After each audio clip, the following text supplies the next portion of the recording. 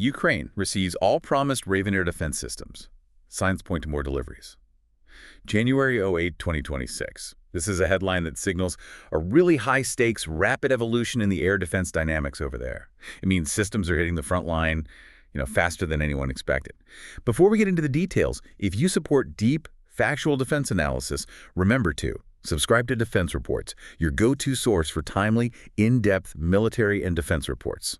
I'm Alex. Join me with Arya in the latest Deep Dive by Defense Report for a sharp, no-nonsense breakdown of the latest in global defense news, military technology, and strategic developments. And today we're going to cover. Well, we are dissecting one of the most crucial technological pivots that's happening right now. It's about the immediate success of these new UK systems, specifically the Raven radar and the innovative Gravehawk launcher. Yeah, why they matter so much. Exactly. Because these systems are counterpunching an existential threat.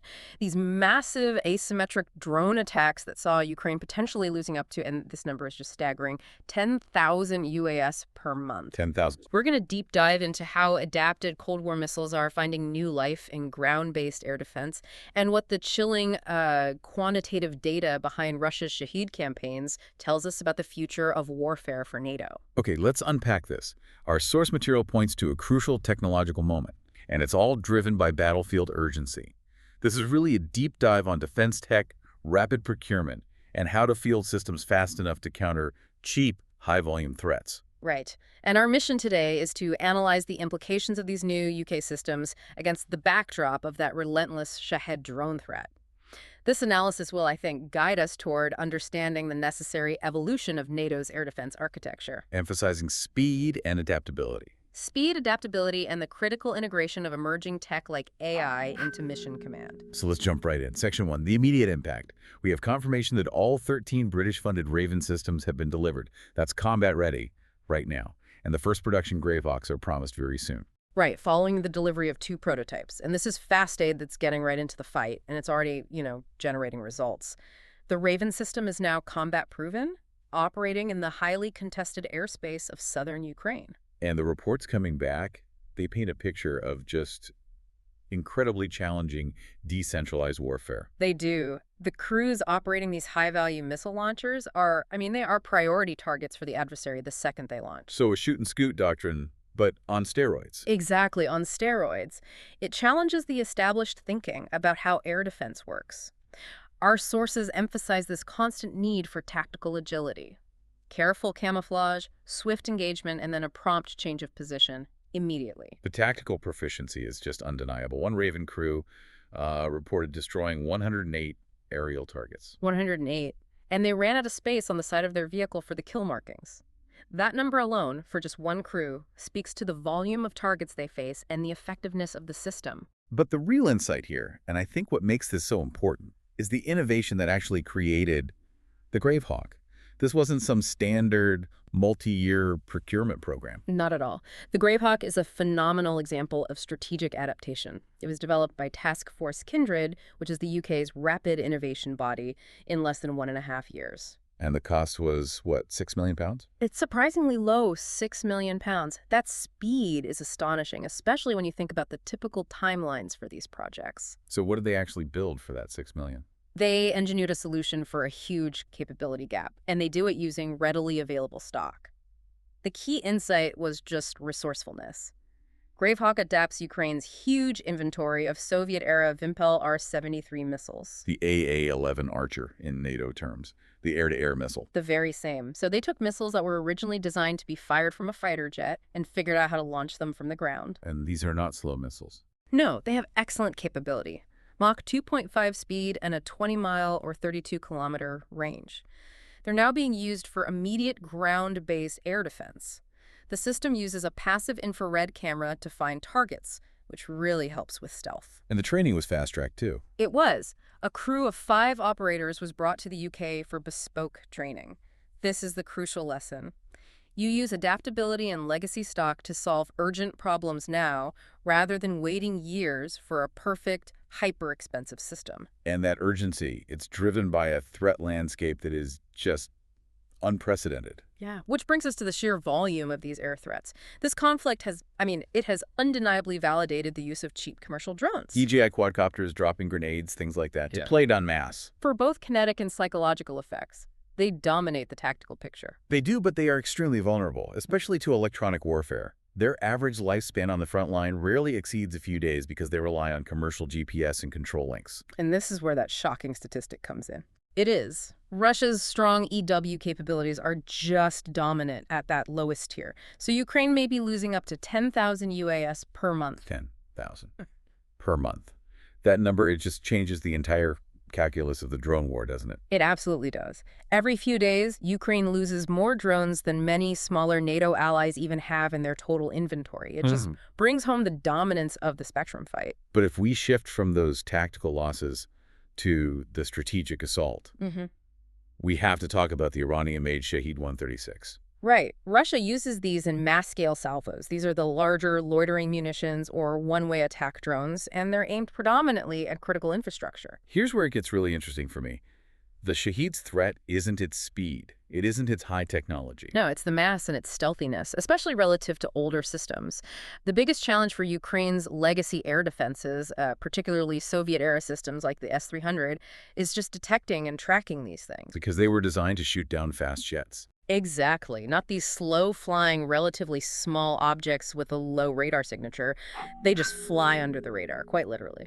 And we have data from 2025 that shows the scale of this is only getting worse. The launch volume is just relentless. It increased significantly through 2025, averaging about 5,400 Shahed-type drones a month from June through September. And the successful hits. They peaked in October at 989, which was an 18.67% hit rate that month. Now, an 18% hit rate might sound low to some people, but nearly 1,000 successful strikes on infrastructure in 1 month is devastating. It is. And critically, those launch numbers can be misleading.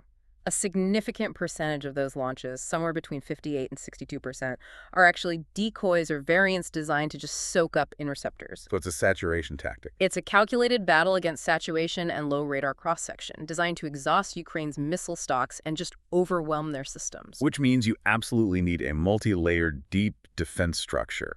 This brings us directly to what NATO is learning about this. Yeah, if we connect this to the bigger picture, this war has fundamentally validated the concept of complementary air defense, not competitive procurement. We're seeing two cornerstone NATO systems excelling, but in entirely different roles. Let's start with NASAMS. NASAMS is the workhorse. It's proven highly cost-effective, operationally flexible. It's ideal for area defense against things like cruise missiles and aircraft, with a reported 94% effectiveness. And then on the other end of the spectrum, you have Patriot. Patriot is the surgical tool. It's specialized, focused on protecting the most critical assets, and it's proven itself against ballistic and even hypersonic missiles. But the trade-off is just a massive cost. It's huge. A new Patriot battery is around $1.1 billion, and each interceptor missile is about $4 million. You simply cannot afford to fire a $4 million missile at a $20,000 Shahed drone. And that's where an innovation like Gravehawk comes right back into the picture, isn't it? It fills that middle to lower tier gap with a cost-effective interceptor. That's the necessary layering.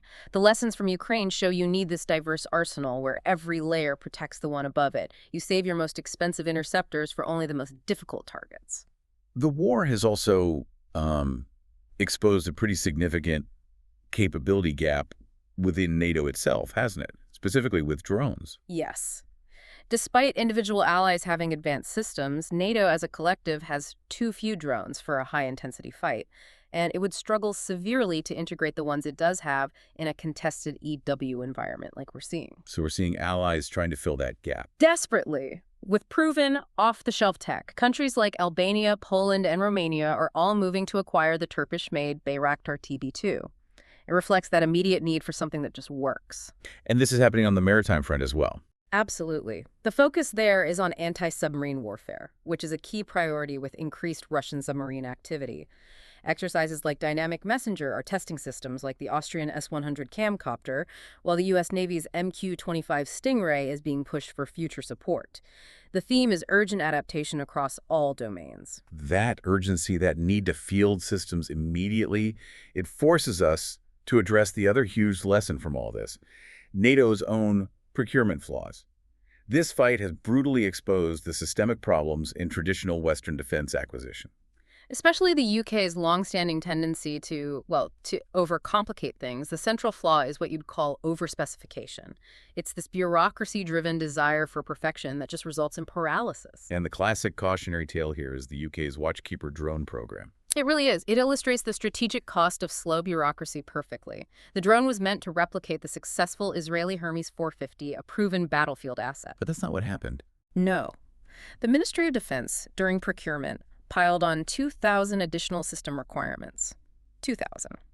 Including an unproven niche ground mapping radar. And the practical result of checking those 2,000 extra boxes. Delay and astronomical expense. Full delivery is now projected for 2029. That's 15 years after the order was placed. The drone ended up so heavy from all the add-ons that it struggled with basic takeoff.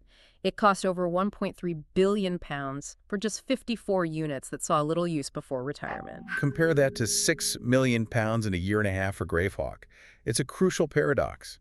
Why do budgets shrink but requirements just balloon? Well, paradoxically, the urge to overspecify is often driven by those shrinking budgets. If you combine dozens of capabilities into one huge project, it's easier to brand it as a flagship program. That makes it politically easier to justify funding. But the real cost is measured in lost time and lost tactical opportunities. So what does this all mean for reform? The focus is clearly shifting to speed and practicality. The recommendations are radical for the defense world. We need to adopt an off-the-shelf test as a default. There's a push for a permanent 90-day fast lane for trusted allied equipment, like the Raven. The core metric has to shift from complexity to time to first use. And that speed requirement ties directly into managing information overload, which is where AI comes in. Right. You can't have decentralized command if you're drowning in data from all these new sensors and drones. Exactly. AI is essential for maintaining operational speed, especially in the OD loop, the observe, orient, decide, act cycle. To keep that loop tight, you have to implement what our sources are calling the condensation distillation framework. Condensation and distillation. Explain that. So AI first gathers all the raw, vast data from all the sources. That's the condensation. Think of it as the 5,400 shaheads, the jamming reports, the radar tracks, all that noise. Okay. Then the AI transforms that noise into tailored visualizations and specific actionable recommendations for a specific unit. That's the distillation. Give me an example related to the Shahed threat. Okay, a commander receiving raw data might just see thousands of potential targets and be completely overwhelmed. But through distillation, the AI gives a Raven crew operator a single visual. Optimal engagement window opens in 30 seconds on 4 low RCS threats approaching Zone 3. Use R73 stock. It speeds up the decide phase instantly. Which is critical when you only have minutes to react. So this cultivates what you'd call optimal information asymmetry. It ensures tactical teams at the edge have pinpointed insights they need to act fast, while higher headquarters retains the full battle space picture. Everyone gets what they need, not more than they need. This has been a truly fascinating deep dive. To summarize the key takeaways for you, the rapid deployment of Raven and the innovation of Gravehawk show Europe's ability to create urgent capability. The sheer scale of the EW and Shahed threat demands a comprehensive, layered air defense, and ultimately, winning this technological race requires overcoming bureaucratic friction to achieve speed and leveraging AI to manage the information flood. My final provocative thought for you is this. This discussion about alliance support and deterrence, it reminds us of that historic call to be the arsenal of democracy. As Western nations help Ukraine, the strategic objective has to be ensuring that when peace comes, a free Ukraine is not a military vacuum. The real question is how rapidly Europe can sustain its industrial base and push through these reforms to maintain that essential technological edge. You've been listening to Defense Report by Alex Naria, where we analyze the latest in military strategy, global defense, and advanced weaponry. Oh, subscribe to Defense Reports, your go-to source for timely, in-depth military and defense reports. We'll catch you next time.